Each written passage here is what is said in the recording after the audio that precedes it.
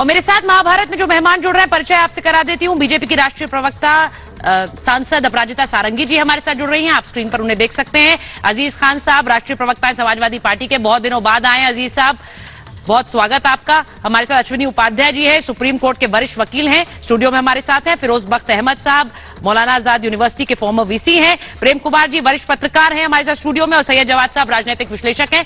बहुत बहुत स्वागत आप सभी का। ठीक है, लेकिन जब आप लाते हैं, यानी बीजेपी इसे लाती है, तो अजीज खान साहब की पार्टी में उनके नेताओं को और सांसदों को लगता है ये मुस्लिम विरोधी है, ये 24 की तैयारी है, ये लाने का मकसद सिर्फ ये है कि बड़े बड़े स्लोगन गाओ लेकिन लाओ कुछ मत। अजीज खान साहब, आपके नेता तो खुलकर बोल रहे हैं, आप मानेंगे नहीं? हाँ, देखिए सुचेता जी, दो तीन बड़ी अहम बात है, मैंने बड़ी गंभीरता से बात को सुनी। बड़ा अहम मुद्दा है, आज जो चर्चा हो। ठीक है, पहली बात तो हम लोग ये समझ ले कि यूसीसी से ना किसी हिंदू को फायदा है ना किसी मुसलमान को फायदा है। पहली बात, अभी इन्होंने तमाम तरीके के संविधान की बात कही, और संविधान में मोटा मोटा मैं जान लूं कि ये डायरेक्टिव प्रिंसिपल में आया है आर्टिकल 44 के सेक्शन 4 में, और उसमें ये बाबा साहब ने संविधान में खुले तौर पे लिखा है कि इसे लागू करने का प्रयास किया जाए। बीजेपी ने अब तक इसे लागू करने के लिए कौन सा प्रयास किया, कौन सा सर्वदलीय बैठक बुलाया? कंप्लीट करने दीजिए मुझे आप। हाँ, बिल्कुल बोलिए। सर्वदलीय बैठक बुलाया, सर्वधर्म, क्योंकि ये मुल्क बहुत खूबसूरत है, ये गुलदस्ता है, बहुत सारे धर्म के लोग रहते हैं, तो सर्वधर्म बैठक को बुलाया। आखिर इन्होंने राय मशवरा किससे लिया? क्या ये तानाशाही है कि कुछ भी लागू कर दो? एक बात। दूसरी बात, ये लागू का मकसद नहीं, नीयत ठीक नहीं है। अगर नीयत ठीक होती, आज जो तमाम समस्याएं इस देश में है, सब सारी चीजें मैंने हल कर दी। यूसीसी बना हुआ है भाई, इन्होंने 2 करोड़ नौकरी जो हर साल वादा किया वो दे दिया, जो उत्तर प्रदेश में वादा किया था वो दे दिया, स्मार्ट सिटी बना दिया, नहीं दिया। आज ये यूनिफॉर्मिटी की बात करते हैं। अजीज खान साहब, अगर नियत ठीक है तो साथ मिलेगा आपका।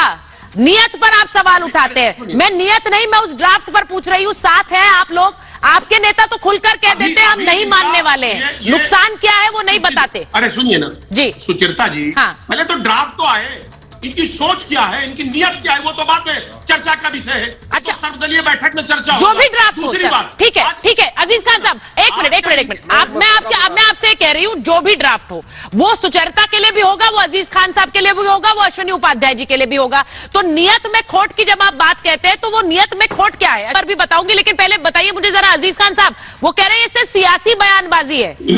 3 तलाक पर भी यही हल्ला हुआ था, लेकिन उसके बाद फायदे, अश्विनी जी कह रहे हैं मैंने फायदे गिना दिए, उन फायदों में क्या? मैं अपने दर्शकों से भी कहना चाहती हूँ, यूनिफॉर्म सिविल कोड, यानी कि जब वो सिविल मैटर्स में एक कानून हर धर्म के व्यक्ति पर लागू होगा, जो अभी लागू नहीं होता है, जिसका सीधा मामला है। मुझे अजीज खान साहब, मैं सीधे शब्दों में पूछूं आपसे, कोड है उनका अपना, 4 शादियां नहीं होंगी तो कोई नुकसान होगा क्या सर? देखिए सुचेता जी, 2-3 सवाल है। आप ये 4 शादी, अब हालांकि मेरा मुद्दा नहीं है, मैं तो पार्टी का स्टैंड रखूंगा। हाँ, कितने सारे मुसलमान स्क्रीन पे हैं, कितने लोगों ने 4 शादी की है, जरा बताइए। ये नैरेटिव सेट किया जा रहा, पहली बात तो सीधे बोलिए ना, बैन होना चाहिए, सीधे बोलिए बैन होना चाहिए। आप तो हमारा सपोर्ट कर रहे हैं, आप सीधा ये कहिए, आप सीधा ये कहिए कि उड़ाना चाहिए। ये आप लोग बोलने नहीं दे रहे थे, आप तो कह रहे थे हमारे बीच में बोले ना, आप खुद बीच में बोल रहे हैं। अजीज खान साहब बोलिए, हमें कंप्लीट करने दीजिए ना। बोलिए। जी ने कहा इसमें मुस्लिम महिलाओं का बहुत फायदा है। निश्चित तौर पे आप हमदर्द हैं, हम मानते हैं इस बात को। अगर आप हमदर्द हैं, आप महिलाओं को आरक्षण क्यों नहीं दे देते? तमाम मुद्दे हैं, आज हमारी बहनें तमाम परेशान है, तमाम तरीके की दिक्कतों में है, मुसलमानों को तमाम दिक्कत है, उनको आरक्षण में क्यों नहीं देते आप? उनको शामिल क्यों नहीं करते? उनको नौकरियों में शामिल क्यों नहीं करते? वो काम आप नहीं करेंगे। आप वो काम करेंगे कि जहां पर विभेद पैदा हो, कम्युनलाइजेशन हो, जहां दिक्कत पैदा हो। एक सेकंड, अरे एक मिनट। अजीज खान साहब, मेरा सवाल ये है, समानता में भेद कहाँ है? जब समानता की बात हो रही है तो भेद कहाँ है? अश्विनी जी और आप भी एक ही कानून का पालन करना होगा, तो मतभेद और भेद कहाँ है? भेद क्या है? हाँ, भेद ये है सुचेता जी, एक मिनट बख्श साहब, प्लीज बख्श साहब, बारी में आपके टाइम पे भी सुनिए ना। हाँ, इनके कथनी में और करनी में अंतर है। हम उसी मुल्क में रहते हैं, 2023 में है, कि जहां दलित समाज अपने एक आप शादी विवाह में घोड़ी पे नहीं चढ़ सकता है। ये बीजेपी के राज में आप देखिए, गुजरात में एक बच्चा बाल पकड़ लेता है, उसकी उंगली काट ली जाए। अच्छा, मैं एक बार प्रेम कुमार जी के पास ये यूनिफॉर्म रिलीजियस कोड नहीं है। यूनिफॉर्मिटी की बात कर रहे हैं आप? ठीक है, ये यूनिफॉर्म रिलीजियस कोड नहीं है, यूनिफॉर्म सिविल कोड है, यूनिफॉर्म रिलीजियस कोड नहीं है। अजीज खान साहब, मैं जरा अपने दर्शकों को भी बता देती हूँ। प्रेम कुमार, ये जो बातें आपने सुनी है अजीज खान साहब, ये लोगों ने अपनी राय रखी है यूसीसी पर। आई वाज प्लेजेंटली सरप्राइज कि बहुत से लोग यूसीसी पर बहुत कुछ जानते हैं। मुझे लगा कि हम जब लोगों के बीच जाएंगे तो उन्हें पहले समझाना पड़ेगा कि यूसीसी क्या है, उसको लाने की तैयारी हो रही है या फिर वो लाया जाए कि नहीं। यानी लोग इसके बारे में जानते हैं कि एक कानून लाने के पीछे तर्क क्या हो सकते हैं, लोगों ने अपनी राय रखी है। मैं आपसे सिर्फ ये पूछ रही हूं कि इसको लाने के बाद कोई नुकसान होगा किसी धर्म से जुड़े व्यक्ति का? सीधा पॉइंटेड क्वेश्चन है सर। देखिए सुचरिता जी, मैंने वही कहा, पहले तो ड्राफ्ट में इनकी नीयत पता चले ये सोच क्या है, लेकिन इनकी सोच क्या है मैं थोड़ा सा डिफरेंशिएट कर दूं कि गौवध, गाय हमारी माता है, ये सर्वमान्य है और ये इसको एडमिट करते हैं, लेकिन इनको यूपी में सूट नहीं करता, यूपी में मना है, लेकिन गोवा में सूट करता, गोवा में वहां गौवध कर सकते हैं। ये है इनका नैरेटिव। आप देखिए, मैं जानना चाह रहा हूं, एक भी ये कह रहे साहब एससी एसटी ओबीसी सबको हम बराबर का अधिकार दे रहे, ये मठों में मंदिरों में क्या उनको पुजारी बनाते हैं?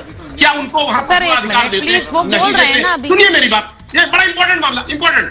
तमाम कानून है, आरक्षण का 69,000 शिक्षकों की भर्ती हुई, 4% सिर्फ पिछड़े समाज को दिया गया। क्यों साहब आरक्षण खा लिया गया?